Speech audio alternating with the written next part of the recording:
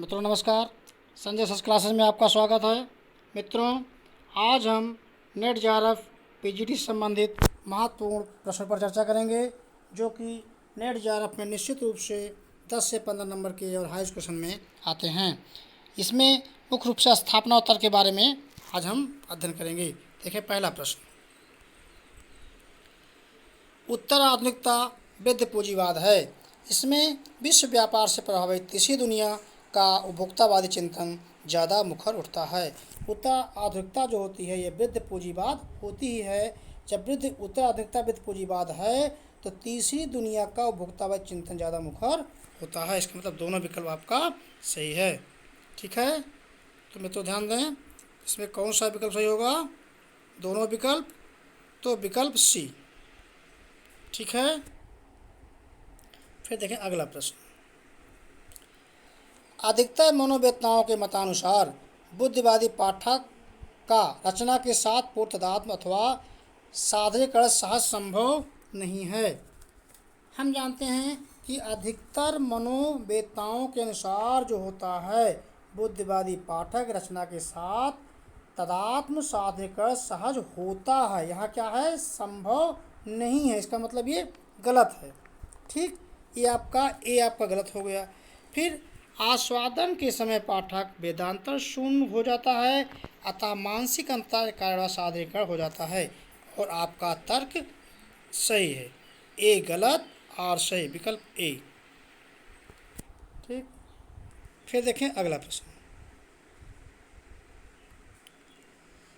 वक्रोक्त स्वतंत्र संप्रदाय न होकर के आचार्य कुंतक का एकल मतवाद है। संप्रदाय तर्क देखिए, संप्रदाय में एकाधिक विचारकों की सहभागिता अनिवार्य होती है। इसे अधिकतर आचार्यों ने अलंकार माना है, संप्रदाय नहीं। वक्रोक्त संप्रदाय के प्रवर्तक आचार्य कुंतक हैं। जब कुंतक हैं तो ये एकल मतवाद है, बिल्कुल सही है, आपका स्थापना सही। फिर तर्क देखें, संप्रदाय में एकाधिक विचारकों की सहभागिता अनिवार्य होती है, इसे अधिकतर आचार्यों ने अलंकार माना है। हाँ, संप्रदाय में जब संप्रदाय होगा तो उसमें एक से अधिक विचारक उसमें सहभागी होंगे। ठीक है, अधिकतर आचार्यों ने इसे अलंकार माना है। इसका मतलब विकल्प आपका दोनों सही है, तो विकल्प ए। अगला प्रश्न, रमणीयात प्रतिपादक प्रत्येक शब्द काव्य नहीं होता। तर्क, आचार्य जब सर्वोत्तम शब्द अपने सर्वोत्तम क्रम में किसी काव्य में सुगठित हो जाता है तब काव्य का स्तर प्राप्त करता है। तो रमणीयात विद्वानों ने कहा है, रमणीयात प्रतिपादका शब्दः काव्यम। रमणीयात को प्रतिपादित करने वाला सर्वश्रेष्ठ शब्द ही काव्य होता है। तो यहाँ क्या है? प्रत्येक शब्द काव्य नहीं होता। हाँ, बिल्कुल सही है, प्रत्येक शब्द काव्य नहीं होता है। ठीक है, जब सर्वोत्तम शब्द अपने सर्वोत्तम क्रम में किसी वाक्य में सुगठित हो जाता है तो वह काव्य स्तर प्राप्त कर लेता है। इसका मतलब दोनों विकल्प आपके सही हो गए। ठीक है, विकल्प आपका बी। अगला प्रश्न, प्रतीकवाद एक प्रकार का काव्यात्मक रहस्यवाद है। प्रतीकवाद एक प्रकार का काव्यात्मक रहस्यवाद है। हम जानते हैं कि प्रतीकवाद में प्रतीकों के माध्यम से रहस्यवाद की ओर संकेत किया जाता है। इसमें केवल रहस्यपूर्ण और वक्रतापूर्ण सृजन किया जाता है। तो मित्रों ध्यान दीजिए, जहाँ पर केवल सीमित सिर्फ ऐसे शब्द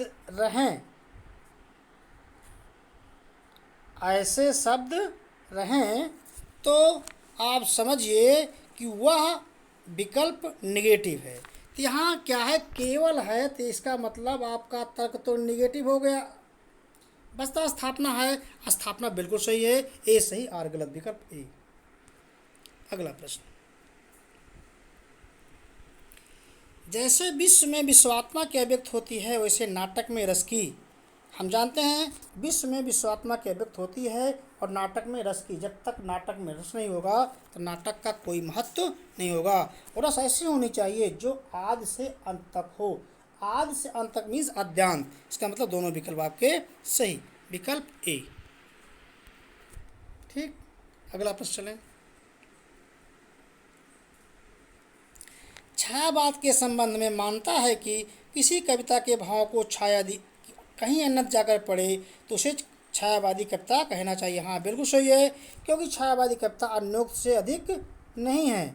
छायावादी कविता अन्योक्त से अधिक नहीं है, एकदम सही है, दोनों विकल्प आपके सही। तो इस पर कौन सा विकल्प सही होगा मित्रों? ध्यान दें, विकल्प आपका डी। अगला प्रश्न,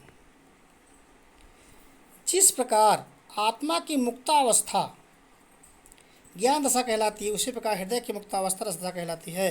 हृदय किसी मुक्ति की साधना के लिए मनुष्य की वाणी जो शब्द विधान करती है उसे कविता कहते हैं, यह विद्वानों ने कहा है। ठीक है, एकदम सही बात है। अब देखिए आपका तर्क क्या है, क्योंकि कविता मनुष्य की चेतना को अनासक्त बनाती है। ध्यान दीजिएगा मित्रों, कविता मनुष्य की चेतना को अनासक्त नहीं बनाती बल्कि आसक्त बनाती है।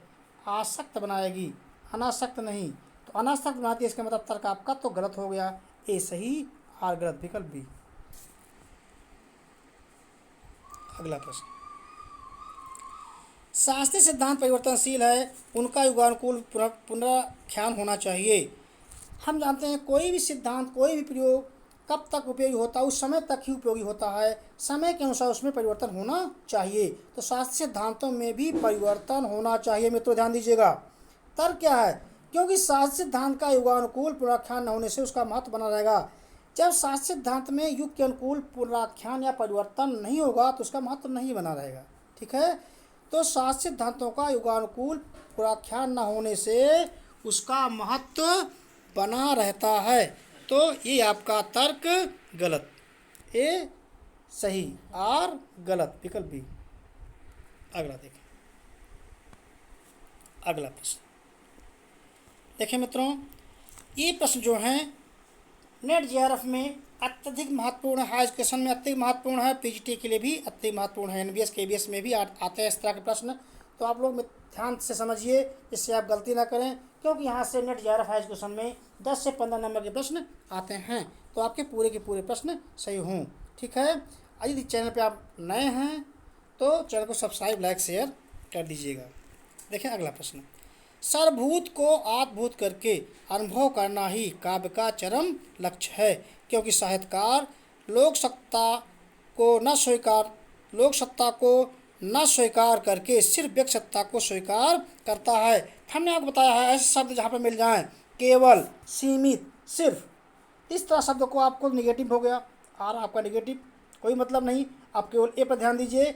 सर्वभूत ही आत्मभूत करके व्यक्ति को करना ही काव्य का चरम लक्ष्य, ये आपका बिल्कुल सही है और आर गलत, विकल्प सी। अगला प्रश्न, भक्त में लेन देन का भाव नहीं होता, स्थापना हो गया। तर्क देखिए, क्योंकि लेन देन का भाव स्वार्थ की जमीन पर प्रतिष्ठित होता है। हम जानते हैं कि भक्ति निस्वार्थ भाव से होता है मित्रों, उसमें लेन देन का भाव नहीं होता है, तो भक्त में लेन देन का भाव नहीं होता है, बिल्कुल सही, ये आपका बिल्कुल सही हो गया। स्थापना, तर्क देखिए, हमने आपको बताया है जब लेन देन का भाव होता है तो स्वार्थ सिद्ध हो जाता है, क्योंकि लेन देन का भाव स्वार्थ की जमीन पर प्रतिष्ठित होता है। इसका मतलब दोनों आपके सही हो गए, स्थापना और तर्क। विकल्प कौन सही होगा? विकल्प आपके डी। अगला प्रश्न, जिस प्रकार जिस साहित्य में हमारी सुरिश न हो न जगे वह साहित्य कहलाने का अधिकारी नहीं है। साहित्य ऐसे होनी चाहिए जो हमारे रुचि के अनुसार हो, हमारी रुचि को अच्छी लगे, हमारी रुचि के अनुकूल हो, वही साहित्य है। जिस साहित्य में हमारी सुरुचि न जगे वह साहित्य कहलाने का अधिकारी नहीं, बिल्कुल सही है। यदि साहित्य हमारी रुचि ही नहीं, साहित्य होनी नहीं चाहिए, क्योंकि सुरुचि संपन्न मात्र साहित्य तक ही सीमित है। हमने आपको बताया था सीमित शब्द मिला ना, मात्र मिला, सीमित मिला, तो आपका ये आपका आर तो गलत हो गया, ये आपका सही आ गया, विकल्प पे। अगला प्रश्न देखें, स्थापना देखें, रचना जीवन का अर्थ विस्तार करती है, तो भावक और आलोचक रचना का अर्थ विस्तार करता है, क्योंकि रचना में जीवन का संचित अनुभव निहित होता है। हाँ, रचना में जीवन का संचित अनुभव निहित होता है, बिल्कुल सही है, क्योंकि रचना जीवन का अर्थ विस्तार करती है, आलोचक रचना का विस्तार करते हैं। दोनों आपके सही हैं। ये आपका स्थापना और तर्क दोनों सही, इसका मतलब विकल्प बी। अगला प्रश्न, विखंडनवाद मार्क्सवाद का विस्थापन नहीं है, अपितु उनकी जड़ों तक पहुंचना है। हाँ, विखंडनवाद मार्क्सवाद का विस्थापन नहीं होता, उनकी जड़ों तक पहुंचने के लिए होता है, क्योंकि मार्क्सवाद में विखंडनवाद का जन्म होता है। मार्क्सवाद से विखंडनवाद का जन्म बिल्कुल नहीं होता। मार्क्सवाद और विखंडनवाद दोनों अलग अलग तो हैं, लेकिन विखंडनवाद मार्क्सवाद का विस्थापन नहीं। विखंडनवाद जो होता है मार्क्सवाद की जड़ों तक तो पहुंचता है, लेकिन दोनों अलग अलग होते हैं। तो आपका ए, आपका स्थापना सही। तब देखिए, क्योंकि मार्क्सवाद में विखंडनवाद का जन्म हुआ, बिल्कुल नहीं, क्योंकि मार्क्सवाद विखंडनवाद दोनों अलग हैं। ए सही, आर गलत। कौन सा होगा? विकल्प डी। ठीक है मित्रों, फिर देखें अगला प्रश्न। मिथक मनुष्य जात के सांस्कृतिक इतिहास का आख्यान करता है, क्योंकि मिथक के बिना इतिहास का लेखन असंभव है।